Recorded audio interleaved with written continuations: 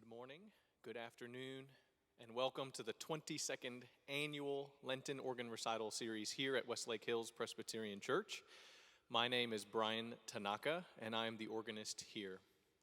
This recital series has continued and was founded by former organist Paul Keith, who is in attendance today, and has run since he piloted the acquisition and installation of this organ in 2001. Our recitalist today, Kevin McClure, is the director of music and organist at Shepherd of the Hills Lutheran Church, just down the road on Bee Caves Road, where he has been for 27 years. You will also find more information on the back of your program about Kevin, as well as some upcoming events.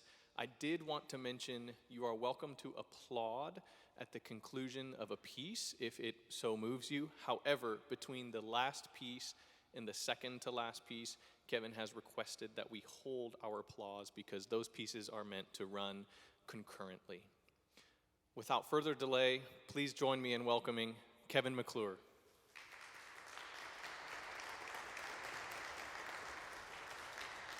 Good noon to you all. When trying out an organ that you're going to play, for whatever reason, it's always fun to see what the organ has to say for itself. And this organ has a lot to say for itself. It has a really strong personality. As you may know, organ music is very regional. In looking over the history of organ music, French music sounds very different from German music, subtly different from Dutch music, and so on. And the organ building is the same way. A French organ sounds extremely different in 1750 from the organ in Italy, say, which is again a different thing than Germany or England. All these different styles. So this organ speaks with a very strong French accent. It'll play all music beautifully, but given that the company is Casavant from Quebec, no surprise that there's a strong French sound in this. And of course, Paul Keith probably tilted things towards the French as well, and that's a great pick, Paul. Thank you for all that. So I moved the music to more of a French style. So we're going to start with the French Baroque, and they use the term French classic for the best of the best. François Couperin, maybe the most famous, but there's all kinds of other really talented, not so famous. This fellow Mage, we don't know any music at all from him except for this suite that I'm going to play from. But boy, is it a well-written piece. If we could take a look at the first slide, and if you notice, the organ building is in my background, so forgive me for geeking out for just a moment. This is a cutaway from the time of Mage of what an organ would be like. So you see the keyboard there being played by the organist on the right, and the main body of the organ in front of him, another division behind him, and there's the laborer providing wind for the organ back there.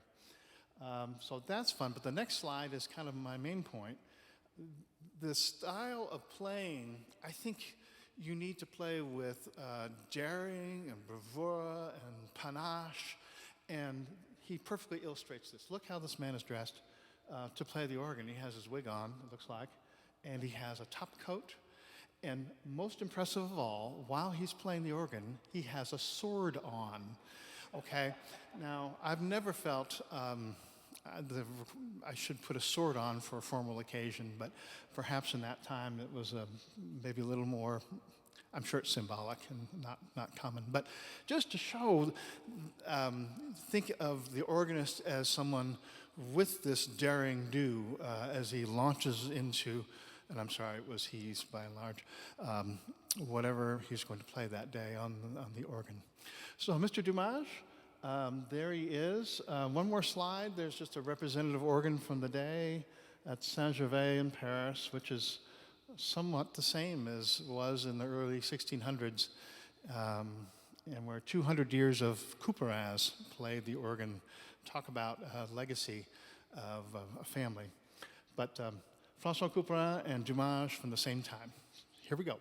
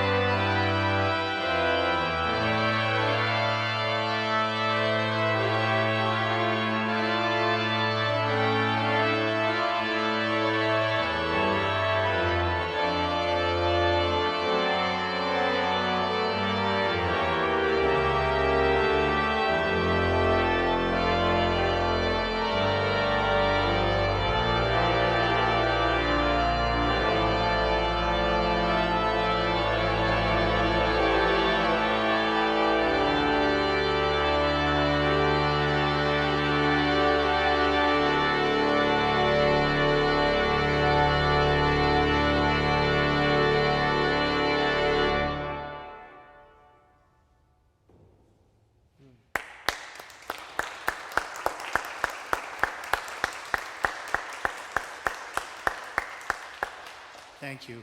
Now, I'll take my sword off and set it aside. And let's move on to Mr. Gerald Bales. And the slide of Mr. Bales, I know next to nothing about Mr. Bales except the two pieces that I'm aware of, and they're both excellent.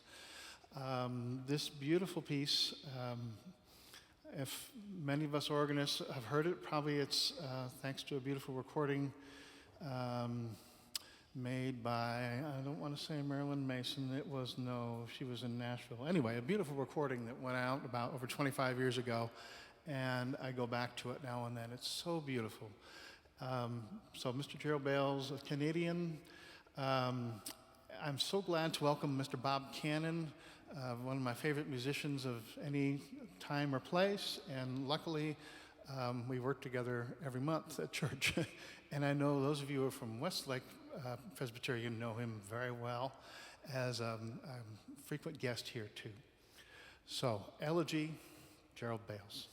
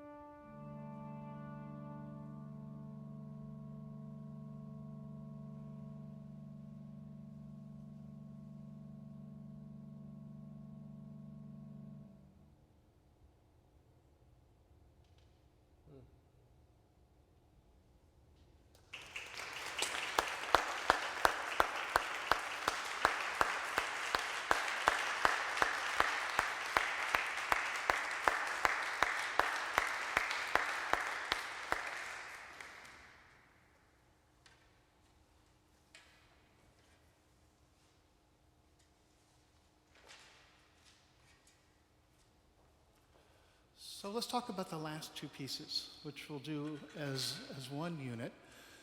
So first we'll talk about Marcel Dupré, and let's bring up a picture to illustrate. A great French Parisian organist, Mr. Dupré, seen here with his teacher and the man he succeeded, Charles-Marie Widor. These two gentlemen were so devoted to their church position. I think these people impressed me even more than Emily Craven at Westlake Presbyterian in devotion and high quality work over a long period of time. Mr. Widor was there for some 60 years. So between Widor and Dupré, they were the organist titulaire at Saint-Sulpice for about 101 years. So that is an extraordinary combination. Dupré was a student of Widor's, certainly knew his work. I put in the program that Widor was the organ professor. He was, but not in Dupré's time. But Widor was a composition teacher, so very influential on Mr. Dupré. Let's switch to the next slide. That's the organ at Saint-Sulpice, which is the largest organ in France for over 100 years.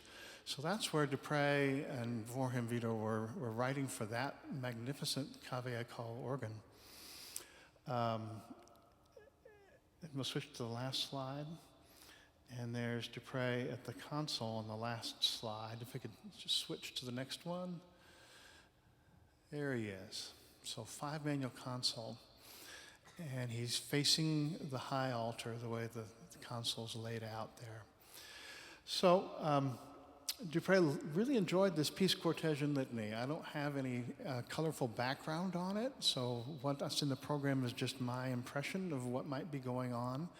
But he wrote it for piano in 1922 and then redid it for organ a couple years later. And when he came to America, he arranged it for organ and orchestra and played it on the great Wanamaker organ in Philadelphia with the Philadelphia Orchestra, Leopold Stokowski directing. So he really obviously had a soft spot for this composition, Cortège and Litany.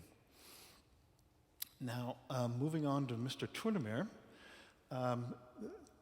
contrasts and personalities. You saw Dupré, and he looks neatly buttoned down and a man about town.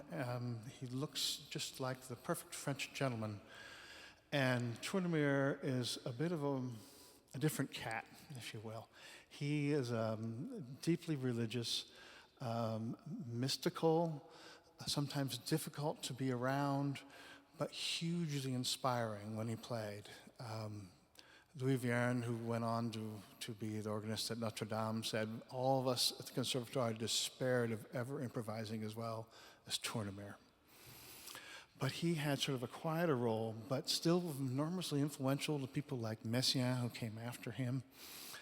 His use of the organ was unique. He loved to use Gregorian chant. That was a big movement in music at that time, recovering Gregorian chant, and the organist responded. Duruflé, of course, in the famous Requiem, uses the Gregorian chant. And let's look at our last slide, Mr. Tournemire.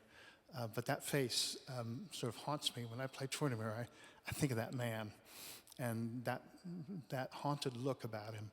There he is at Saint-Clotilde. He was the last student of César Franck. He succeeded him a few years later. And I do believe, you can't really make that out, but there's a picture in the background, and it's a portrait of César Franck, who looked out over him for the decades that he held that position. I think he was like a 40-year resident of the organ loft in Saint-Clotilde. And one other detail, see what is on the music rack. That's very typical in the Parisian organists playing a Catholic Mass, remember. What's in front of him, surely, is a Gregorian chant book. So he's looking at the Gregorian chants that are of the day, and he's creating music using those tunes on the spot. That's a very French thing to do. Improvising was part of the everyday work of a fine French organist, and none better than Mr. Tournemire. So I've asked that we hold the applause after the Tournemire, the 7 last words of Christ, my, why hast thou forsaken me? It's a very intense piece. And it creates a certain mood, and I think you'll see why we just wait and listen for Monsieur Dupré to get us to a happier spot.